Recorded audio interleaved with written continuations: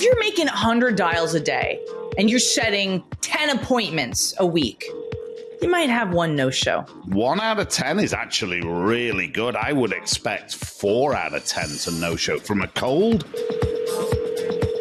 How do we prevent no-shows? What do we do after a no-show? If they're being difficult now, do you think they're going to get any better when they become a client? It could go either way. We have to take our risk. What people are buying is they're buying the fight in the sales call. Either she's not for real or she's really just a disaster that doesn't need a sales coach. She needs Jesus, maybe. No, I'm testing skin in the game. No-shows are just a reality. I don't really care what happens on this call. I want to know who's turning up on the next call. And what would you rather be? Would you rather be right or would you rather be rich? Me want to be rich. Sales is a place you feed, you choose. You feed your family or you feed your ego. And you can't feed both. Hello and welcome. Hey, welcome. Hey, closers. Welcome to today's episode of Unscripted Selling. The new branding's in. Unscripted Selling. We did That's right. New marathon. New marathon. New brand, same great taste. Absolutely. Hey, today, what an episode we've got for the guys today, Sophia. Today we're talking about those muscles you got to build in sales, how to handle a no-show. No-shows, they're coming at you. If you're in sales, they're coming at you. They're a classic. And you know you love it. Sometimes they're no-shows, and sometimes they show, but they might as well have been no-shows. Mm-hmm. What an episode we've got for you today. Hey, Sophia, kick us off. Tell us when this happened to you. Tell us a story. Okay, so the story I'm going to share, I mean, I've had, obviously, and as a seasoned veteran of the sales road, I've had a few no-shows in my day. But this one no-show that comes to mind in particular, if she listens to the pod, she'll know. She'll know who she is. Don't use a name, but I won't know. I shan't. And you know what? We love you. We love you lots. I love you. So this was a prospect that I had already had an introduction call with, and she was riddled with sales. She was a disaster. She was an MESS, okay? Mess. She was a mess. And she had done the Goldman Sachs program. She found me through a current client who had posted about us in a Goldman Sachs Facebook group. I didn't know that. Yeah. And she was like, oh, I'm interested. And we had a great first conversation. So awesome. I bam-fammed. It was we scheduled a discovery call where we were going to go deeper on what she's trying to solve for. We were scheduled one time. She was too busy last minute. And she rescheduled like at the time of the meeting. Like she didn't even give me some time. I think that's what really gets under my skin the most, when I'm sitting there waiting on the Zoom.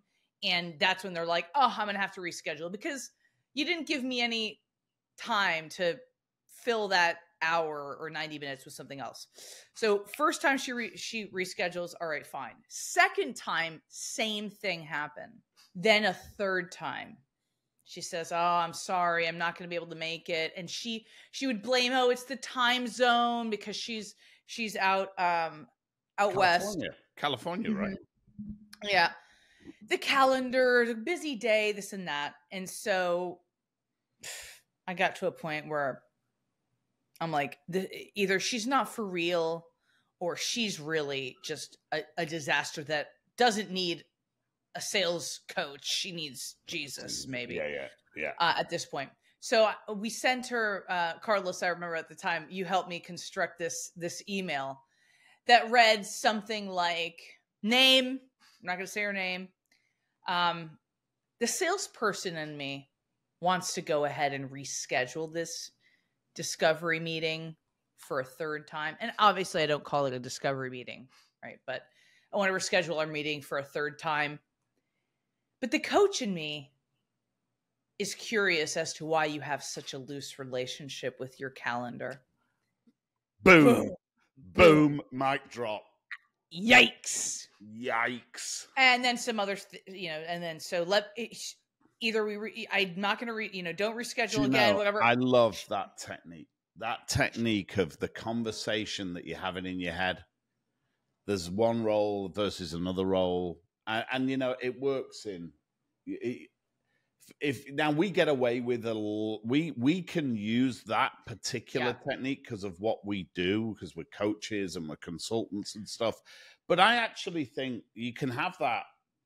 I think that's a cool move. Let's imagine that somebody out there is selling software, right? Then you could say, because most of our clients are consultative salespeople, you know, they're not sort of hardcore only sales, order taking sales guys. They're usually consultants as well, and or sales engineers or sales. There's usually a consultative element to their role. So they can absolutely say, hey, you know, the sales guy in me. And what I like about that is it underlines the fact that this is a sales call. We're in a sales conversation. Hey, like no apologies, no judgments.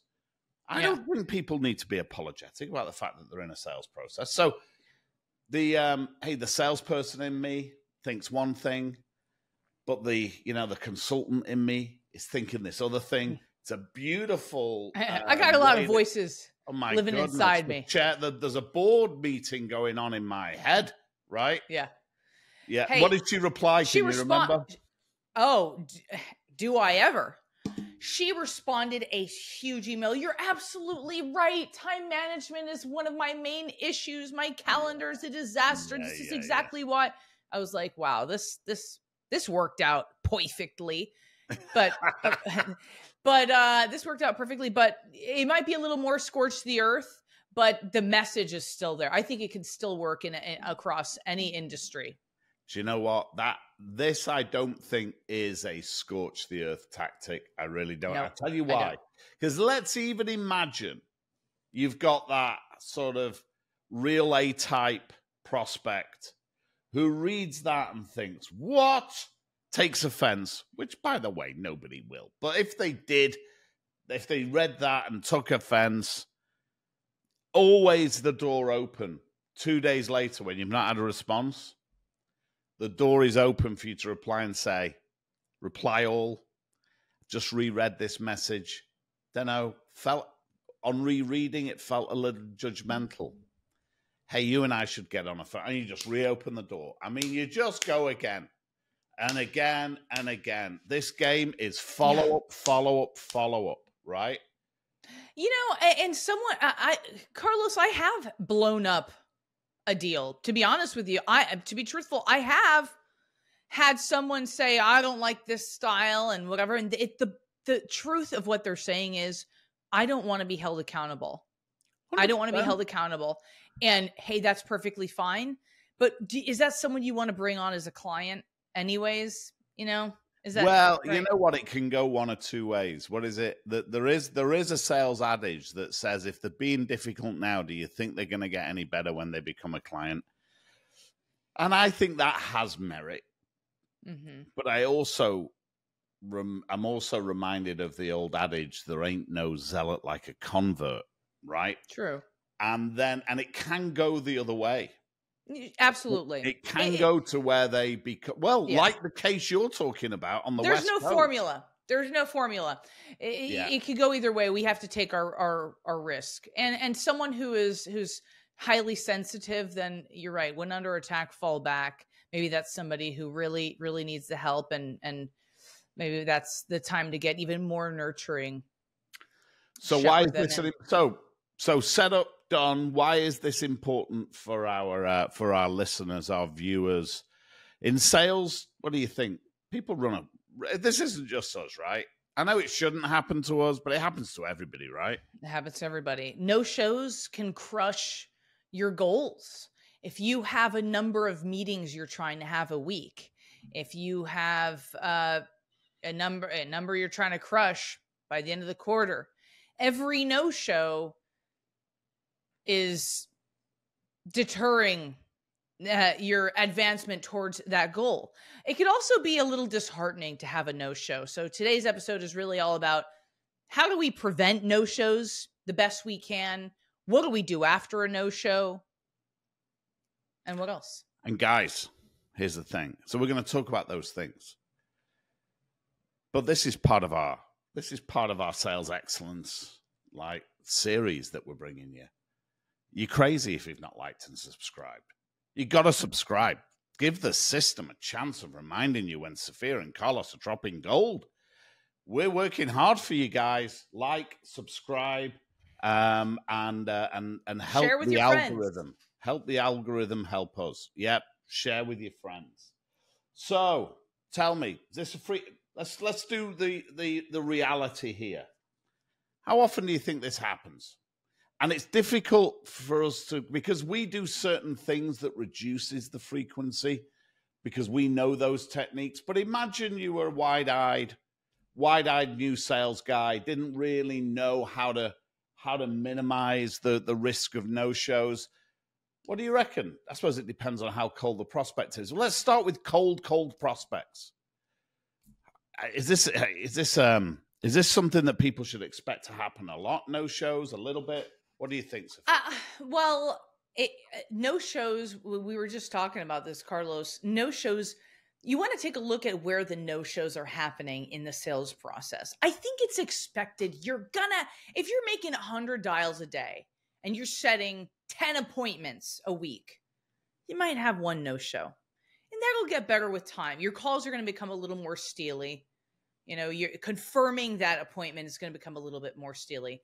But no-shows are just a reality. I don't think there's ever going to be a world where you get 0 no-shows, whether it be with... I actually think 1 out of 10. 1 out of 10 is actually really good. I would expect 4 out of 10 to no-show. From a cold outreach. Yeah.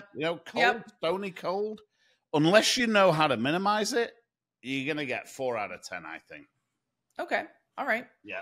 How do we prevent it? Well, but what about the one? What about you're about to say earlier? I cut you off, and you were about to say later in the process. If you have a no-show later in the sales process, then your alarm bells should be going off. If you have no-show clients, yowzers, we want to. If you feel it, say it. What's going on there? We want to get curious about why the respect for your time and their valuing of your strategic partnership has reduced for whatever reason. Hey, would you say it's equivalent? Do you think a no-show, like you arrive at the Zoom or old school, arrive in somebody's office and they ain't there? Would you say how equivalent is that to the 5-minute before cancellation? And how equivalent is that to the evening before cancellation? I mean, these are all flavors of the same thing, right? These are all different grades of the same issue. I would say the person that cancels the night before still has some skin in the game. I would say the person that's glancing at their calendar for the next day and is nice enough to tell you, hey, can we move this? I think, hey, it's still flaky, but it shows they at least respect you. Someone who gives you a cancellation 5 minutes before, they still are a little more courteous. The complete ghost no-show, that's a real F you. That's a real. What does that do to the headspace of the sales guy, do you think? The no-show. What's the psychological impact? Like Sandler used to say, I don't really care what happens on this call. I want to know who's turning up on the next call, right? So I want to know which sales guy's turning up on the next call. The psychologically beaten and bruised sales guy or the robust, curious, nurturing sales guy. So what does it do to you if you're getting 2 or 3 no-shows in a week? You know what's something crazy that I've seen? I know I've had salespeople on my team, or I've met salespeople, obviously not the closers listening to this episode, that actually are relieved when a prospect doesn't show up, because that means they don't have to challenge a person.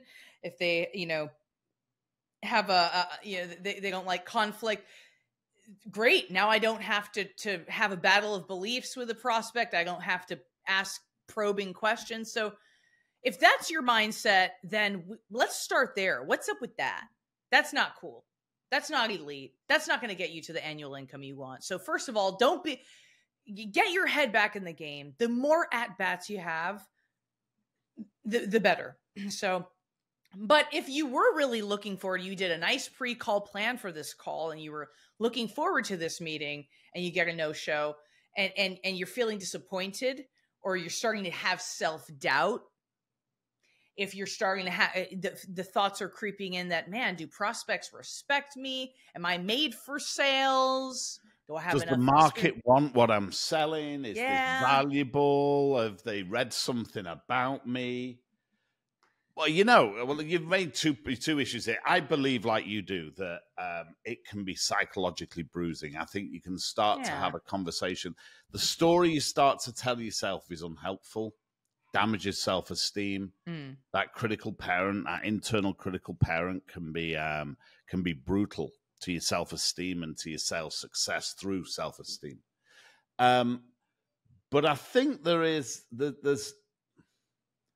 I think that you raised another issue. If you if you find yourself relieved, closers out there, if you find yourself relieved that a prospect didn't show because that gave you a little time back and you're under the cosh, or because you don't want the fight and you're conflict averse, guys, this might not be for you. It's many times it's what people are buying is they're buying the fight in the sales call. That's what they're buying, and this might not be for you.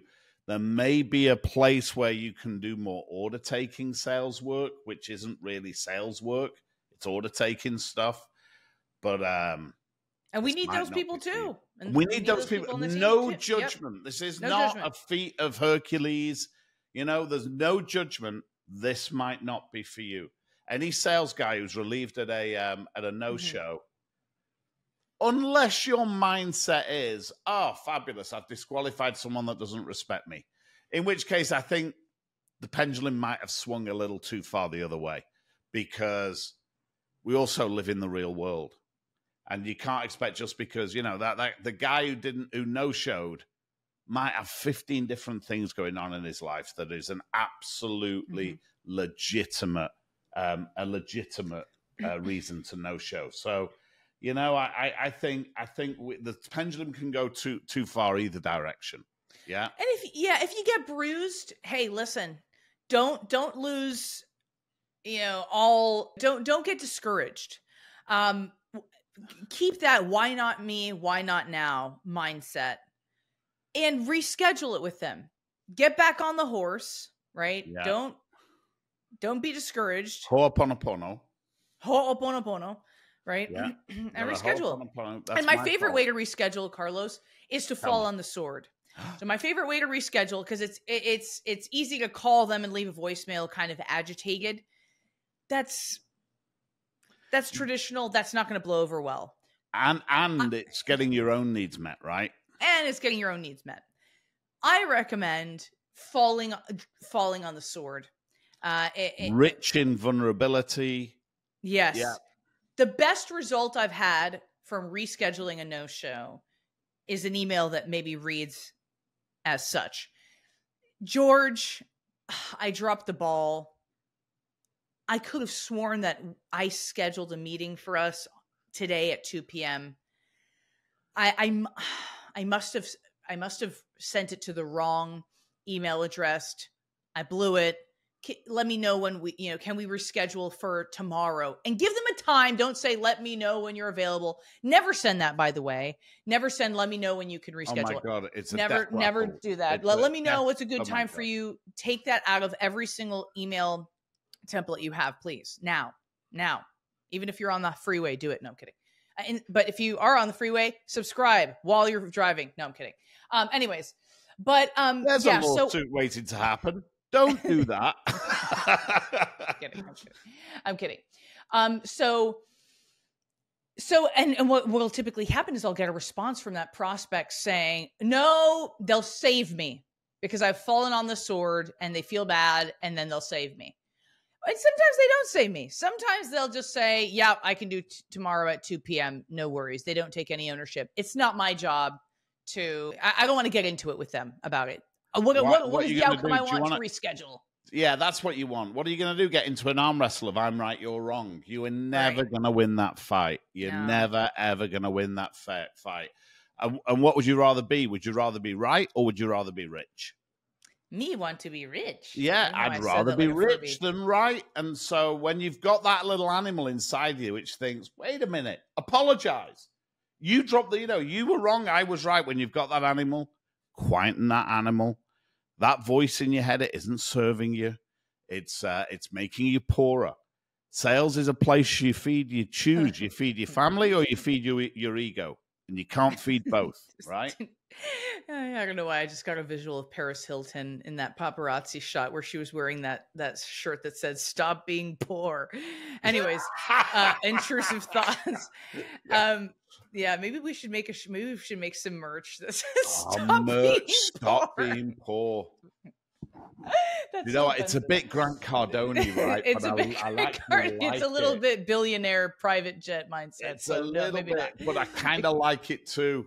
Hey, well, you know what? Email us and tell us if you think we should do that merch. Let us know if you want a mouse pad that says "Stop being poor." I really like it. Stop being poor. Unscripted selling. Stop being poor. Okay. So anyways. So what else can we do? I'll tell you what I do. Well, actually, it happened this week. I got a second cancellation.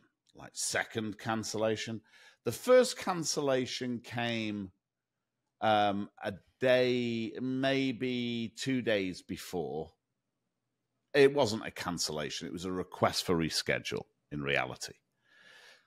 Then it got rescheduled. Then the night before, request for reschedule. And you did it by email. I did it by video. So I recorded a video. Oh, look at you. I said, hey, I'm getting a sense, no judgment from me. Getting a sense that this isn't a priority. Get it, completely get it. Should we just call this thing off, or do you legitimately want to reschedule? Instant response. Absolutely. I want to reschedule. Now it's actually rescheduled for 4:30 tonight. Because I thought, you know what? Let's put this into a difficult slot, right? Friday, 4:30. I'm putting this into a difficult slot just to test.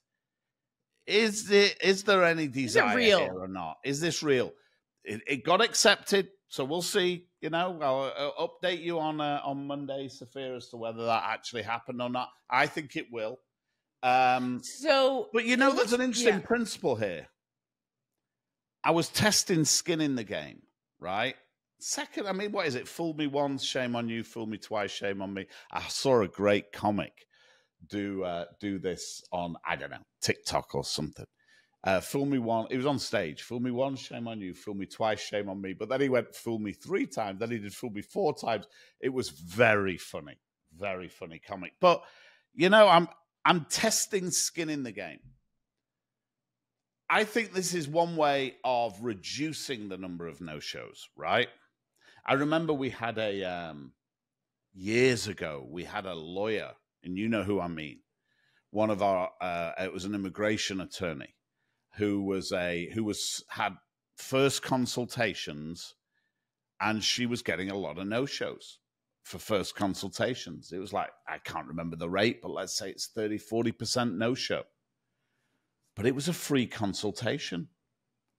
No shit, Sherlock. You're going to get a lot of no-shows for something that you don't value enough to put a price on. Why the hell's a prospect going to value it enough to show up?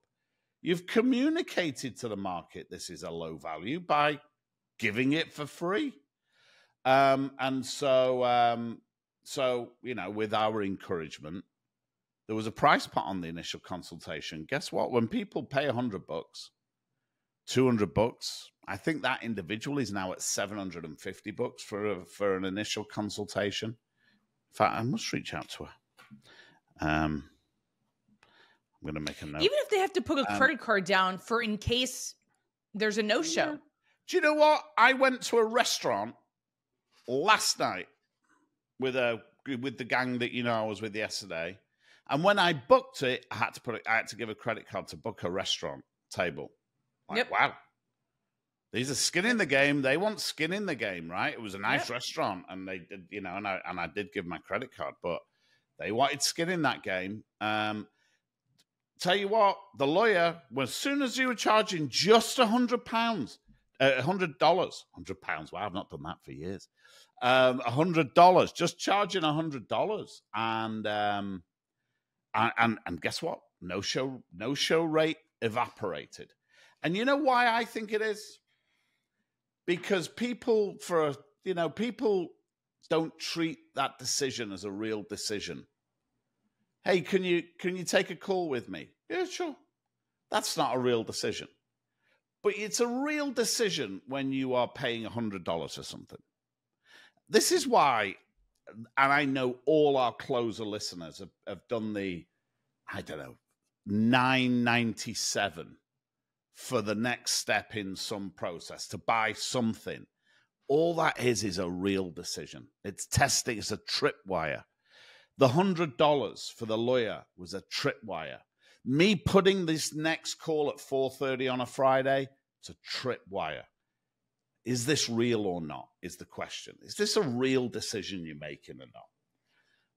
I think there are things we can do to put some skin in the game on an appointment, right? What else can we do? How else do we put some skin in the game, Sophia?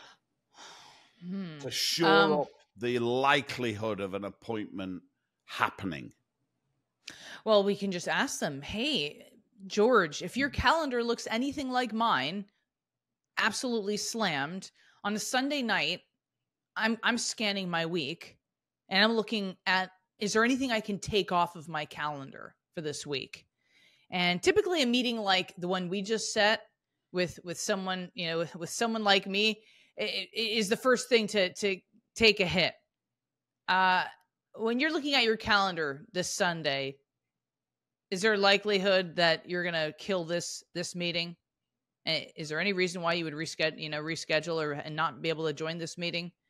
So this is straight from Cialdini Principles of Influence, and it's the principle of consistency. A human being that says they're going to do something specifically says they're going to do something is way more likely to do it. So when you ask somebody, hey, are you going to cancel this meeting? Is something going to come up? And they say no, they're way less likely to cancel it because they want to be consistent. It's an ego. It's stitched into their ego. Be consistent with what you say you're going to do. Mm-hmm. Here's what I'll often say. I'll say, George, especially if it's a cold prospect, or if it's very early in the sales process, even if it's warm, I'm going to say, George, if you're anything like most of the CEOs I work with, you're cramming in any given day 20 hours of work into a 15-hour slot, right? And every day comes around, you look at your calendar and say, what am I going to have? What am I going to cancel today? Because I cannot do all of that. George, is it going to be on Thursday when you look at your calendar in the morning? Is it going to be my meeting that's slaughtered on the altar of an overcommitted calendar? And they always smile and say, because they know that's them. That's them. Guess what? Guess how I know it's them? It's me too. Every calendar's overcommitted closes. Take out of your mind that there's this magic time when people can book appointments with you.